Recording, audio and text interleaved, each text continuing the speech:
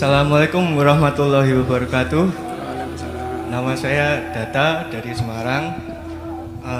Gini Mbak Nur, saya mau menanyakan yang tadi mengenai Semarang Jakarta itu.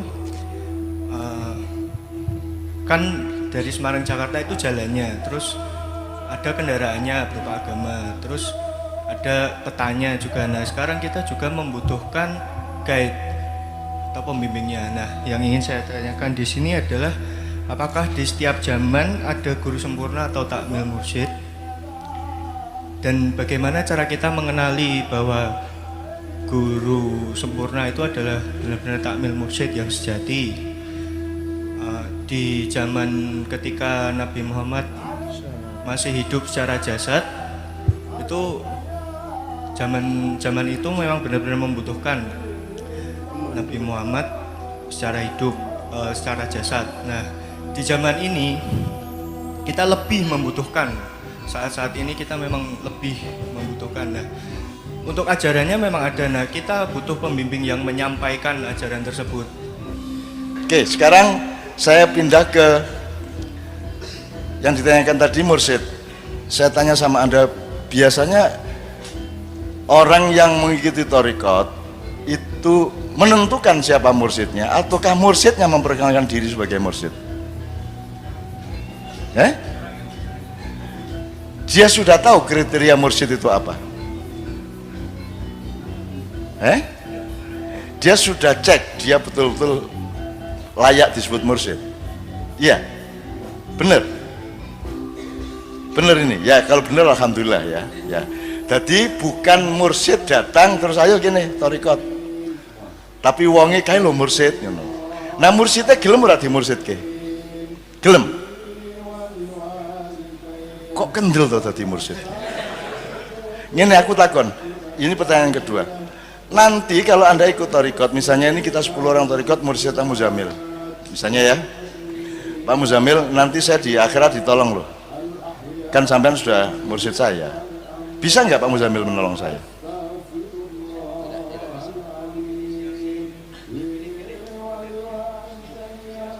Oke, udah enggak apa-apa, itu saya seneng aja kalau orang ngerti itu mursyidnya. Wes dit ya ning iki aku ya ora arep ngenyek ora piye, wong kowe iki milih lurah wae ya salah, kowe iki milih bupati salah, milih gubernur apa meneh, milih presiden apa meneh, lah kok milih mursyid sing ora ketok ya toh. Nek presiden kan profesionalitas kelihatan, kecakapannya kelihatan, diplomasinya kelihatan, masih lumayan. Nek mursyid kan kowe kudu riset tenan atine, akhlaknya dan seterusnya gitu. Tapi ya sudah enggak apa-apa. Kalau melihat kebiasaan di Indonesia kan kini salah pemimpin terus tuh. Milih ulama salah, milih kiai salah, milih ustadz salah, sapi turut. Tapi ora apa-apa wis. Terus ke wis ora masalah, aku ora masalah. Pertanyaan saya yang kedua. Mursyid itu bisa nolong muridnya ndak di akhirat? Bisa. Loh, bagaimana caranya? Atas hak apa dia bisa menolong? Setahu saya, in qata amaluhu illa min salasin. Kita hanya bisa ditolong oleh 3. Sedekatin jariyah, sedekahmu dhewe sing iso nulungke, jariyahmu dhewe sing iso nulung. Nomor 2, ilmun yuntafa'u bihi, ilmumu yang bermanfaat yang akan menolongmu. Nomor 3, anakmu yang soleh yang mendoakanmu. Kemungkinan keempat adalah syafaat Rasulullah, bahkan itu kemungkinan pertama. Kalau Rasulullah pasti bisa menolong kita, karena dia punya hak prerogatif yang namanya syafaat untuk menawar nasib kita di akhirat. Kudune mlebu neraka iso dadi mlebu swarga, kudune bojone sapa iso dadi sapa misalnya ngono ya. Itu Rasulullah. Tapi selain Rasulullah ada nggak yang bisa menjamin nasib manusia yang lain? Tidak ada. Saya tidak berani jadi mursyid karena saya tidak bisa menjamin nasibmu di depan Allah, Mas. Jadi saya kagum kepada orang yang berani menjadi mursyid. Saya sangat kagum. Saya tidak berani karena saya tidak bisa menolong Anda.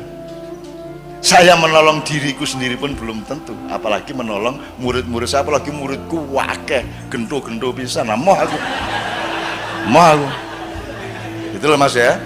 Jadi saya tidak keberatan, pasti bagus kita menempuh proses lelaku batinia dengan pembimbing yang baik, dengan mursyid yang baik. Masalahnya adalah apa kalian punya kriteria untuk menentukan ini mursyid apa bukan, ini mursyid yang benar apa bukan, bagaimana caranya? Caranya gue ngerti piye gitu ya. Nomor loro, nek ono wong ngaku mursyid, nek aku cenderung ora percaya gitu loh. Gitu loh. Karena dalam Islam itu sifatnya adalah ora ono imam nang masjid, kene do makmum kene, tak imami. Lah ora ono, Mas. Imam itu didaulat oleh makmum, dipercaya untuk menjadi imam. Tapi kalau ada seseorang menawarkan diri jadi imam di Afghanistan, berarti dia bukan imam sholat. Gitu. Di Afghanistan maupun di BP Muhammadiyah. Itu ya Mas ya. Jadi kalau saya enggak berani Mas, makanya saya tuh sampai hari ini saya enggak berani ngimami loh Mas, kecuali pas kepaksa. Di Tulungagung saya terpaksa, tapi saya enggak bisa meneruskan rakaat kedua. Karena saya begitu rakaat kedua saya mulai baca surat, saya sudah tidak kuat lagi, saya sudah nangis. Tadi saya Pak saja 2 kali saya ngaji nangis, baca ya ayatun aku menangis, pidato nangis, tapi turutnya aku kuat Mas, tadi imam Mas. Dan aku kewo karo Kanjeng Nabi Mas. Saya tahu diri lah gitulah. Saya tidak akan pernah mengakui bahwa saya baik. Maka saya juga tidak menuntut orang mengakui saya orang baik. Saya aja tidak ngakuin. Saya ini pengikut sebelum Rasulullah, pengikut Nabi Adam dan Nabi Yunus. Rabbana dzalamna anfusana wa illam taghfir lana wa tarhamna lanakunanna khosirin. Terus la ilaha illa anta subhanaka inni kuntu minadz dzalimin. Jadi saya tidak berani Mas. Kalau dipaksa didaulat wajib. Tapi kalau saya menawarkan diri tidak. Karena kalau saya yang menawarkan diri jadi mursyid, jadi camat, jadi presiden, jadi apapun, Tuhan tidak berurusan dengan saya. Saya yang harus mengurusi sendiri semua akibatnya. Jadi saya tidak berani Mas. Apalagi menjadi ojo kok mursyid. Kue anak buah kue aku merawani ya Mas. Jadi tolong teman-teman, Anda bukan umat saya, Anda bukan apa rek, santriku ya dudu. Kue memang putuku tuh. Kue memang ngundang mbah tuh. Lah iya, udah. Dan itu kan kemesraan kemanusiaan aja. Tapi tidak kehebatan nilai. Di Ma'iyah kan tidak, yang di depan ini hebat terus Anda tidak hebat, sini alim Anda ulum, sini uluk salam kamu elek salam. Enggak ada. Di sini kita sama-sama belajar. Dan tolong diingat, yang mutlak Allah sama Rasulullah, tapi selain itu sama, tidak ada yang mutlak. Terserah dia ulama, terserah dia pedagang, terserah dia ketua majelis ulama, terserah dia ayatullah, terserah dia mullah hujatul Islam, syekh, maulana, apapun saja selain Allah sama Rasulullah tidak mutlak. Maka kalau saya menghindarkan diri dari semua itu, dan saya tidak berani menghalangi hubunganmu dengan Allah. Kamu berhadapan dengan Allah ya dengan akalmu, hatimu. Saya tidak berani berada di antara Anda dengan Allah. Ngerti lah? Ini maksudnya. Ngerti lah maksudnya? Allahu Akbar ki Gusti Allah ngene.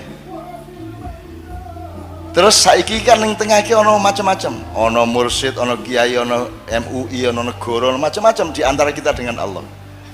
Nah, ngerti enggak maksud saya? Enggak ngerti ini. Tadi kan Anda mengatakan untuk membimbing, mengantarkan tadi ya, mengantarkan nilai-nilai Allah. Kok enggak kamu sendiri yang mencari? Terus kamu cari sekarang kan tinggal browsing banyak sekali dari mursyid-mursyid dimanapun, gitu loh Mas. Jangan sholat tidak langsung dengan Allah. Jangan ada siapapun di depan. Kalau Rasulullah berada bersama Allah. Tapi kalau di antara Allah dan saya ada siapa-siapa aku mau. Saya pernah jadi pengurus IJMI zaman dulu Mas tahun 89. Saya rapat di pesawat dengan Pak Habibie. Pak Habibie ketuanya, saya kepala bidang kebudayaan. Kemudian dirumuskan di pesawat itu bahwa ada kewajiban bagi pengurus IJMI untuk sholat 5 waktu. Aku mau. Loh, kok menolak sholat 5 waktu? Saya tidak menolak sholat 5 waktu, tapi saya tidak mau sholat 5 waktu ingat wajahmu. Aku ingin sholat 5 waktu hanya Allah yang ada di depanku, tidak ada IJMI, tidak ada Habibie, tidak ada siapapun. Dan sekarang ini kalau aku sholat, kalau orang Indonesia sholat di depan Allah, di tengah antara Allah dengan dia, itu ada macam-macam maklar yang menakut-nakuti jamaah. Apa? Kamu nggak ngerti Quran loh, belajar sama aku, gitu kan? Kamu nggak ngerti sanad, matan, asbabun nuzul, nggak ngerti tak kowe? Dah, kamu tidak bisa bahasa Arab, kamu dari mana ilmumu? Kamu tidak ngerti kitab kuning. Dah, kamu ikut saya, kan gitu. Terus kamu kemana bilang, kata ustadz saya, kata kiai saya. Kok nggak kata Allah, kata Rasulullah, kok kata kiai saya? Termasuk sarjana-sarjana ini. Dia jadi sarjana dilantik oleh sarjana sebelumnya. Betul enggak? Sarjana yang melantik Pak Ilyas dilantik oleh sarjana sebelumnya terus sampai zaman Yunani. Sarjana yang pertama siapa yang melantik? Sah apa tidak? Sah apa tidak sarjana yang pertama itu? Tidak sah. Berarti sarjana berikutnya yang dilantik tidak ada yang sah. Loh, kalau sarjana yang pertama yang dilantik tidak oleh sarjana itu dianggap sah, mari kita bikin kamu juga sarjana. Betul enggak? Sopo ae iso dadi sarjana. Kan begitu. Jadi kowe aja kapusan. Dunia iki mengapus-apusan ngono kuwi. Ngono lho, aja rumangsamu nek sarjana mesti bener. Nek ahli sejarah ini mengatakan jari sapa. Wis pokoke bener wong Madura. Belum tentu, tidak tentu. Zaman Pak Harto pian siapa Pak Presiden Indonesia? Oh, tidak tentu, Pak. Kok tidak tentu? Lihat kadang-kadang yang tampil di TV ganti-ganti, Pak. Kadang Harmoko, kadang Ali Murtopo, kadang Sunan Darpriyo Sudarmo. Loh kalau Pak Harto, Pak Harto lain, Pak Raja dia, Pak. Wong Madura ngono kuwi. Gitu. Orang Madura itu sangat kritis dan sangat hati-hati. Gitu loh. Makanya pemberani sama Allah karena dia benar-benar dekat sama Allah. Gitu. Oh yang lah Madura ini.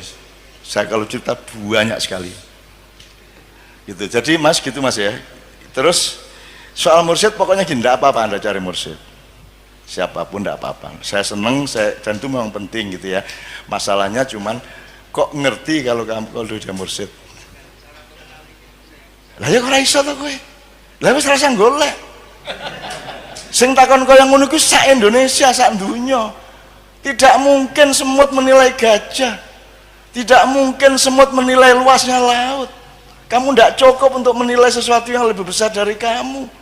Makanya sudah sekarang belajar Quran, belajar hadis, dan menjamin dengan nurani dan akal sehatmu untuk berlaku akhirati, untuk berlaku kondusif terhadap ridho Allah di akhirat nanti. Ngono Mas. Nah, tapi jangan segan-segan tanya ke kiai. Nek meng takon ora apa-apa to Mas, ora perlu dhewe kelakuan apik to. Kan mengko ndelok pendapate. Tapi kalau mursyid itu kan sedikit di bawah Nabi to. Harus maksum, harus mahfud, harus apa lagi itu terjaga, dan itu kan sangat sukar Mas. Orang saiki ki Mas angel Mas ngakoni wong apik. Mulane kowe nek gampang ngakoni wong apik iku mengagumkan. Saiki wong kowe tak tahu ora tau ngarani aku wong apik to. Kowe paling ngarani aku wong pinter. Ning apikku ora tau kok akoni. Betul enggak? Semua pejabat, semua menteri, presiden semua ndak ada yang bilang saya orang baik. Paling pol kayak wong ngerti, wong pinter, tapi orang sing ngarani aku wong apik. Dan saya bersyukur saya tidak diarani baik. Karena orang baik yang masih hidup itu ancaman bagi orang banyak yang kebanyakan tidak baik. Maka tidak pernah diakui kebaikan orang karena itu merupakan ancaman. Kowe nek ning kantor dadi wong apik dhewe kira-kira kowe disenengi bosmu apa? Dianggap ganggu iki bocah iki wel iki wah so alim ngono ta? Gitu. Karena orang baik merupakan ancaman sekarang di kantor-kantor, di mana-mana, di birokrasi. Kalau sudah mati baru semua mengakui kebaikannya. Tidak apa-apa nek wis mati diakoni apik wong wis ora dadi ancaman, wis mati arep ngopo. Gitu loh sekarang yang terjadi Mas. Oke.